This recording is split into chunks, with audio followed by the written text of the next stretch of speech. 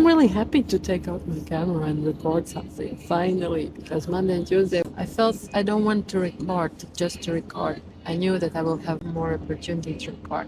It's been my first time I record this week, and it's already Wednesday morning.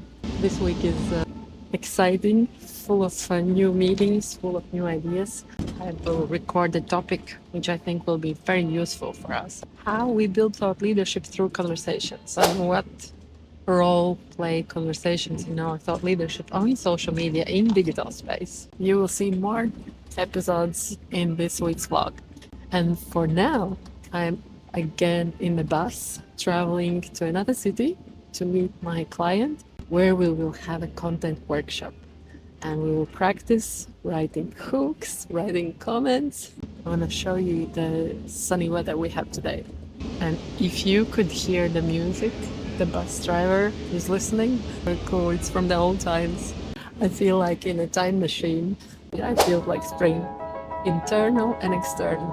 Well, you're gonna see more from my day. I'm gonna use my camera for the workshop, so you see the setting and how I prepare. I'm really happy now to start the workshop with the team. We're gonna collaborate now in the 3-hour workshop together and create the content, look at our digital business card, and also cover the topic of conversations, how we build conversations with other people on social media. So there are 3-hour workshop for us ahead, and I'm super excited. So this is the setting of the room. We have several stations where people will sit. If we need extra chairs, we will arrange it. The main thing is for us just to collaborate, ask questions, show examples, and also practice everything. Practice. The most beautiful part of working together is that you have this safe environment where you can ask questions, also experiment, also practice. But if you don't feel like, you can watch, observe, and just be part of this experience. So yeah, we are ready to start. Hi guys, it's already evening of Thursday and I'm recording my second time this week. It's amusing.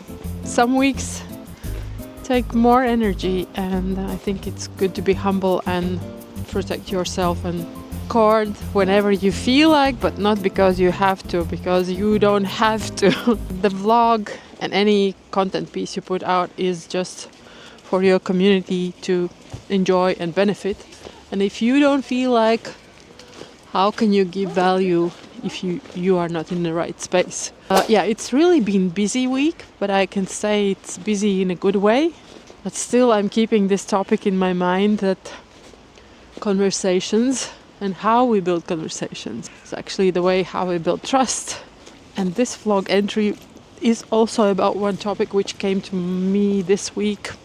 How you build conversations and what is the trust credit people give you, and how you communicate and how this trust is kept. Because I had this experience with one of my partners. We collaborate on content creation. There are professionals who help us with video editing, and there was an event. It was early October when I took part in a conference where I spoke on a stage as a keynote speaker, and I hired this partner to come to conference and just record my keynote. My keynote was 15 minutes, so my partner had to arrive, had to set everything up, had to record before the keynote, a little bit after keynote, and then he left. And the key is to have this material and then later to put it all together when he had space in his calendar to put this material together. So I was really happy. And at one point, when I received the first edition of the video, my partner said one comment: part is accepted and no more. Also no thumbnail. And I say, hey, let's do it till the end. Let's do a thumbnail, let's correct maybe some things that would help the video to fulfill its purpose. And my partner said, no, we didn't agree on that. That's not in our agreement, that's not in my budget. I say, but budget is not the problem. Let's add this task of creating thumbnail as an extra. I'm here to pay to have the final product because this product is important for me. And my partner said no. At that point, I realized it's good to be an expert, to know your craft, but communication skills are actually the ones that really help you to benefit from your expertise and really collaborate with people and really have opportunity to sell your expertise. Communication is the bridge, how you find people, how you keep people. Also the way how you communicate helps other people to recommend you. So yeah, it left me in a thought. I worked in customer service with partners and clients for 28 years, and that made me think that usually also on social media we can see so many different comments, and many of those comments are not really thoughtful, and you can see that this comment has been placed based on emotions by the impulse, but it hasn't been thought well through what could be an impact by this message that you put out. And yeah, I think it's the same how we communicate in real life, how we communicate in comments, is that we really have to pay attention that this communication serves well the both parties, and it leaves a good spot on your reputation, on the energy you give out. And people want to see you coming tomorrow as well. And for now, I need to find some specific snacks for my youngest daughter. This week, my youngest daughter has birthday, and she turned 13. So yeah, both my daughters are born in February, and this week is birthday week. So we'll see if I find them. Otherwise, I'm gonna be blown away by the wind. I'm gonna find a less windy street and keep recording. For example, when I check my analytics of my last 7 days on LinkedIn this week, I see that comments has driven me 71% of my visibility. So imagine if I wouldn't comment. But then I think the funniest part is that when I see exactly how many comments that I've made, is that it's actually maybe 5 comments per day with my community. I don't mean my posts and comments within my posts when people come to me and I reply them, but I mean really finding those conversations and those people who inspire me and whom I want to support and where I want to engage and be visible and meet new people. Really 5 comments a day. And imagine you make 5 thoughtful, present, pleasant, warm comments that add value and help other people feel seen, feel appreciated, but also those comments start conversations and those comments drive new people to you. It's only about 5 comments a day that can really make a big difference for you, especially, for example, when it comes to such platforms as LinkedIn. The hardest part, which I find, is to discover those conversations and people and topics you really want to comment. And when people ask me, but where should I comment? Should I comment my colleagues? Should I comment my clients? That's a good question. And there are several layers how I would suggest you to choose where to comment. The first layer would be your target geography. It's only you who knows what is your target ICP, where this person lives. So if your person lives in specific area, specific country, that's your choice to comment other people instead of those conversations where you can really meet your ICP. So yeah, geography would be the first layer how I would suggest you to focus on where to add your comment. The second layer would be those topics which are in your field of interest. Not only your business topics, because you are a human, you are an expert, and there are topics that you learn, there are topics that inspire you, there are things that you do, how you grow, what makes you happy, and all those topics matter. So yeah, at first I would look for those topics which really give you the positive insights, positive emotions, and you engage only within those topics. So as you see, based on those 2 layers already, we narrow your focus. And the next layer, the third one, would be to find those people who are also authority and you really trust them. So now we have 3 layers: geography, topics, authority. And the 4th layer is engagement. I would suggest you to look for those conversations where there are more than one people engaged in the conversations, where you see more than 5 likes, where you see more than one comment. And you know why it's important? Because the visibility of your comment highly depends on the visibility of post. If post is not visible, your comment is not visible as well. So now we have 4 layers. It's geography, it is topic that you are interested, it is authority, people whom you trust, and those are conversations on posts which collect more than a couple people in engagement. So when you look at this filter, you will see that it's quite a few people actually that are worth of your comment, and maybe it turns out that at the end of the day you have maybe 5, 10, 20 people whom you follow, with whom you engage and with whom you grow. But those comments will be your visibility partners. So and the next logical question would be, okay, now I can find those people, I find those conversations, I find those topics. But what should I write? This is also an important question, because what to write, it really has to resonate with you. So that's the reason why you find those conversations which you enjoy, and it makes much easier for you to respond and engage with a comment that you really feel, that you are drawn to. So it makes it easier for you to add comment which feels natural for you. For example, LinkedIn, they have added AI as a part of the platform, which means AI is now scanning your presence, your activities, and looking for context to really better understand you, so the platform can help you, or to be visible, or to drive new people to you. So imagine there's a huge difference if you add just a couple words in your comment, or you add a couple sentences in your comment. So when you make the comment, I would suggest to think really about the context that you are giving, and try to add a couple sentences. And when it comes to comment context, try to think about those couple sentences that will resonate to 4 audiences. First of all, your comment will be seen by the author whose post you're commenting. The second audience is the community of the author, so it's completely new people for you. The third audience is your community, because your comment will be shown in the feed of your community. And the fourth audience are the people who you don't know yet. So when you add those couple sentences and think of the context, try to feel the topic. Is it personal? Is it professional?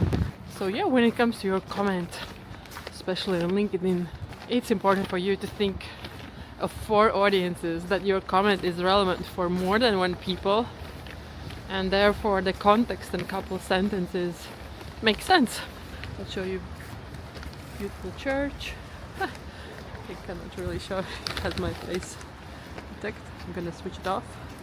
So now you can see the center of Riga is beautiful, especially when you have those lights in the home facades and you have street lights. The snow is still here, so it reflects the light. Yeah, it's good to be outside. It's Friday. I just posted the story on Instagram with the Cure song. It's Friday, I'm in love. I think it's a beautiful emotions when we can celebrate the day and also celebrate almost the end of the week. In one way, the week means that time has flied and our life gets shorter. On the other hand, there's been a great experience that we can learn from, and every day and every week serves us some lesson. So yeah, this week has served me a great lesson in communication, in choosing those partners and those comrades that are aligned, that it's important for us to treat people like relationships. It's not a transaction. Even if we are partners, it's not about delivering the job and getting paid. Every partnership is a relationship. Every communication is a relationship. Every comment is a relationship. Every conversation is a relationship. And in a way, we can learn that we have 2 ears, 1 mouth. It's more about listening and learning from each other. Speaking of transactions, this is one thing that is really, really important for us to learn, and for me to learn, and maybe it can help you as well to see that whatever you get into the relationships in a partnership, or you start a conversation on social media, or I'm gonna run now. I want to get across the street while there is green light. A little bit of run is always healthy. Now I have to lower my pace so you don't feel my breath as much. But the best part about practicing video is that you can cut off those empty seconds, milliseconds, when you take the breath, when you don't speak. I need to tie my boot. A pause. Ta-da! I've tied my boot and I'm back. So yeah, what I'm learning from these videos is that I can speak in sentences and take a breath. Another example came to me this morning is my chat with one of the teachers of one of my daughters, and I mentioned that WhatsApp chats is not my sweet spot, that we can have a quick call if the teacher wants, and we can discuss the school ending project that we are working on. I think people are served to us for a reason, that we can learn from them. And as Peter Krohn has his very great and popular quote, that life will present you with situations and people who will show you where you are not yet free. So it means I will still receive those partners, chats, any experiences where I can greatly learn. And then there was another situation which comes to my mind. I had started a conversation with potential partner, and they offered that we could have a quick call and discuss some ideas and brainstorm on what steps we can do. And all this is nice from the client perspective, but in reality, in my situation, all calls are paid, because I know that in every call and every minute in the call I'm already thinking about the partner, about the goals. So I suggested my partner not to have any calls, just to chat. But if we have a call, then it's paid, and we focus already on their challenges and the best steps they can do. So I think it's good to know your limits, but also communicate clearly with respect and find this alignment. So communication is a very strong tool for two parties to align, but also understand if possibly this is not your aligned partner. But while you are not communicating and just guessing or pushing your agenda, it's kind of one-way traffic, and it doesn't help nobody. And I could say the same relates to your communication on social media. For example, you have to look for that feedback. You have to look for that engagement. You have to look for those conversations, or people save your content, or people send you DMs, or people comment your content. Social media is named social because we socialize. And if you don't receive any feedback, it means something is missing and you are still transmitting one-way information, and something could be improved for you to generate this space where people feel to engage and respond and give you feedback. So it's been an interesting week, and I'm really excited to close this week's vlog. Even if it's been a little bit short, I still feel that I covered some points that really value for me. Topics of communication, of taking people seriously, building relationships through your communication, not taking people as transactions, joining conversations. This is something that really helps us in everyday situation, not only on building our thought leadership on social media, it also builds our thought leadership among people. If people see us as a leader to follow, to learn from, to trust, to engage, to build a bond and stay closer. I'm now heading for my last call this week with one team.